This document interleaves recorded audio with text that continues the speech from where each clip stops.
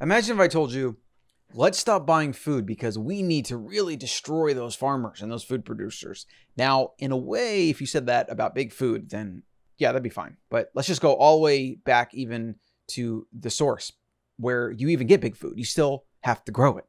You have to raise it. Even the really corrupt food companies, which are really more food processors and food combiners, manufacturers, something still has to be grown. So even if you're growing like mass-produced chickens or cows or whatever, or monocrops, generally you're still just a farmer farming the earth. And even if you're growing massive amounts of soybean and wheat or whatever, like I get that there's financial incentives, but you're still a farmer. You're still dealing with earth. So that's the core of where all food comes from.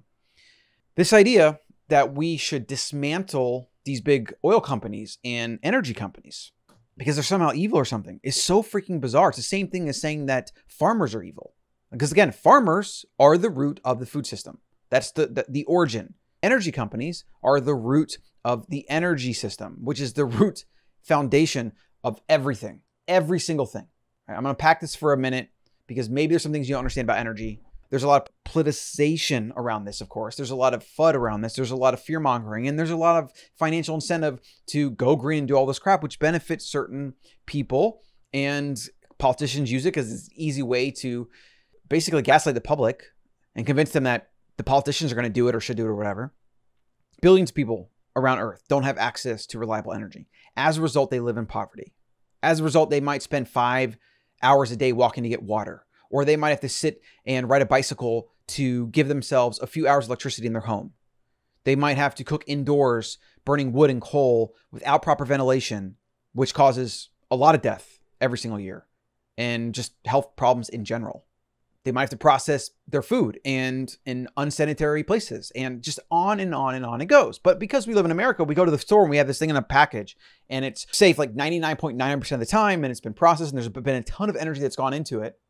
That food wouldn't exist without energy, specifically fossil fuels. You need fossil fuels, which have to go into an engine or a ship or a plane, and it has to be used as a consolidated power source to power that big thing to bring you the things that you want. This is fundamental. If you want it, I don't want to get into solar power or anything like that, but let's just say you wanted to take solar power and use it to run a ship or a plane or a tractor. You can't. It's impossible. Imagine you were to put solar panels on the top of a tractor. The tractor would then be so heavy, and the energy from the solar has to be converted, and it's like a hard process, and then you lose a bunch of it. It's not concentrated enough. You literally couldn't do it. That's why jets and rockets still use highly concentrated fuels. That's why tractors use gasoline and things like that. That's why cars generally, now of course, electricity and cars a little bit different. We're kind of at the forefront of battery technology, and that could take, a long time, and there will still probably be limitations with weight and whatnot. So we may not actually crack that code, but to have an electric tractor that has to pull heavy loads or whatever, it just doesn't exist yet. And it might exist one day, but even then, where are you getting the electricity to charge the thing? In most cases, you're getting it from fossil fuel. And if local politicians are smart, you're getting it from hydro and nuclear, but most politicians are not smart. And so they've been defunding and shutting down these things, which are the most abundant clean energy sources on the planet, which is hydroelectric and nuclear, mostly because of negative branding around it from all these green organizations. Complete and utter nonsense. All of it, all of it. And let's look at this idea, this TikTok here. The Clumsy Traveler, nothing against her, just a friendly reminder. We're boycotting purchasing gas July 3rd to 5th. I guess she's trying to get her followers to do that. And then the caption is, send to a friend as we dismantle the 1%. Okay, this is so unbelievably nonsensical that I had to do a video on it. I had to kick off today's show with it. Energy is the base layer of human flourishing.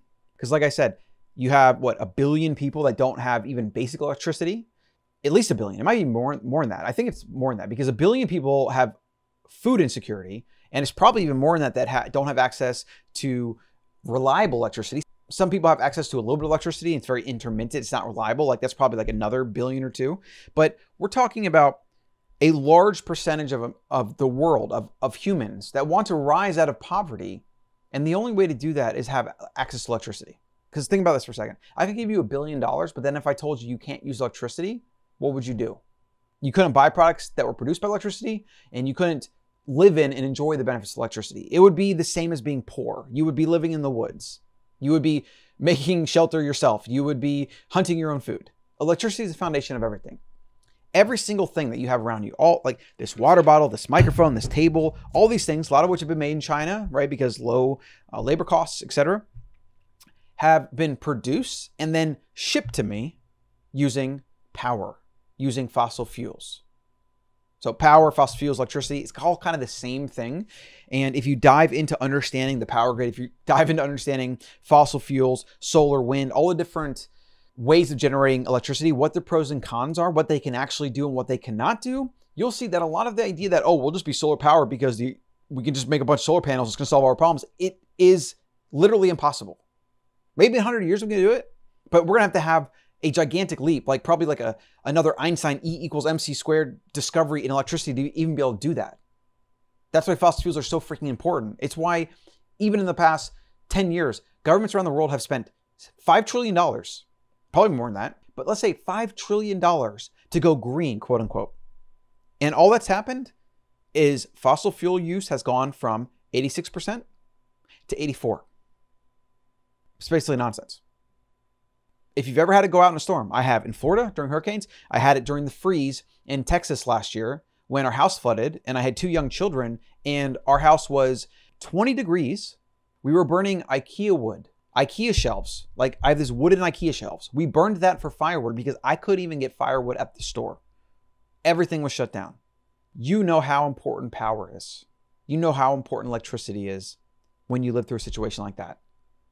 There's some startling statistic that for every day in a modern environment that electricity is not there, it's like a certain amount of people die. Like it's a really big thing. People have no idea how important it is. Now, just imagine in a third world country, you're in Africa or India maybe. There's a lot of babies that need to go into, I think it's an incubator or have like, there's some other of these life-saving technologies that in America, it's no big deal. You put them in an incubator, you do this, you do that, and the baby survives, even if it's premature. In a place like Africa or India that does not have power or not reliable power even, as I've heard of cases in India where they had power, but they didn't have enough power to put the baby in an incubator. That baby died. How many other children die? How many other adults that have trauma die because they don't have access to the power and then the life-saving surgery that power provides for? It's ridiculous to think that power is somehow evil or that energy companies are somehow evil. In fact, energy companies, in my opinion, should be the most successful and profitable companies on the planet because everything is built on top of it. All the social media, where do you think the data lies? Where do you think you log into the internet from? How do you think you get onto the internet? What do you think is powering that? The electrical grid. Every single thing in the digital realm is built on top of power. Your transportation is built on top of power. Fossil fuels specifically. If you want to go somewhere and you want to get there pretty quickly, then you pay for it. It's very simple. If you want to go back to the days of horse carriages and you want to spend, weeks traveling across country or maybe even months, then that's your right. You can do that now probably. Like get a horse, go do it. Everything in our environment that is good, that contributes to human flourishing, has been done as a result of power, electricity, and fossil fuels. And both of those are the most important aspect of having human flourishing, of having safety, of making sure babies don't die, of making sure we can take care of people in trauma, the elderly. Everything is based on power. Now, you want to quickly go back to living a hard life? For many people, it would be good because they're fat and lazy and the modern environment makes them sick and disrepaired. Like, so many people, most people, I would even say, should probably just go in the wild for a couple months and lose all that, learn how to work for themselves, learn what real work is, learn what it is to hunt for your food, like get a dose of reality. But a lot of people will die. A lot of people will literally not be able to survive. If you want equality, if you care about anything, and you think that getting rid of energy or making so energy companies can't make money or whatever, which only reduces energy, because if an energy company can't make money or they have lower profits, they can't explore and invest in new, and then they can't support a growing population. They also can't help get energy to those that need it the most, like in India or in Africa or these places where people die every single day because they don't have access to reliable energy. It is the most anti-human thing I've ever heard. Attacking energy, specifically fossil fuels, That is, and Alex Epstein, his whole thing is on this, is he basically believes that we should have more fossil fuel use because it's more human flourishing, and I 100% agree with him. All the narrative around this, though, is so backwards and broken, and so like ESG, Vanguard, BlackRock, all these big, like billion, trillion-dollar institutions that control most of what we see in the modern environment. It's all about money and control for them. That's all it is, money, power, and control. More humans flourishing is how everyone gets better. It's how we invent new things, new technologies. Things get safer, things get better. We have more time. We don't have to do as much work, etc. That is a result of power. Electricity and fossil fuels. If you don't have them, you don't have human flourishing. And if you don't have them, you will regress. Everything that you value in your life will come down, down, down, down. Power is the foundation. It's the base layer of human flourishing. So it's really the base layer of your life and mine. Every single thing. Every single thing that you use, every tool, every piece of technology, everything you eat, even the clean water you get, that you don't have to really worry about. It's all based on power. Being pro-humanity is pro-environment because we are a byproduct. We are nature. And eventually we can do whatever we want. Like we can make the earth as green and luscious and sustainable as we want, but we have to get there through innovation. We have to get there through entrepreneurship. That's why we want more humans. Eventually we will leave Earth, we'll colonize the solar system, and we'll never have this idea of scarcity, of energy, of like the earth and sustainability. That shit it won't even exist. When we can profitably escape gravity and we can come and go, I mean, it's just a massive abundance. Every element that we need, that makes us us, that makes Earth Earth, is available in the universe. More than we could ever, and I mean like ever, take advantage of.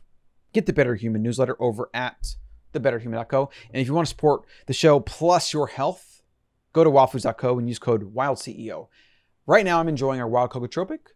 It's a mushroom cocoa elixir. You can replace coffee. You can add to coffee. You can add to smoothies. You can bake with it. My mom makes Cocotropic brownies, gluten-free, of course. It's just that thing that you want in the pantry, always. And just find ways to use it. Delicious, raw organic, superfood ingredients, plus mushrooms for brain, for longevity, helping with inflammation, focus, etc. It's like all around the best product on the planet. I mean, I'm biased, of course, but very versatile, amazing. Going to help you in many ways. It's also delicious. You can make hot cocoa at night. You know, you could do in the morning instead of coffee, you could do like a cocoa mushroom coffee. You could add to coffee. It's amazing. Go to wildfoods.co and use code WildCEO.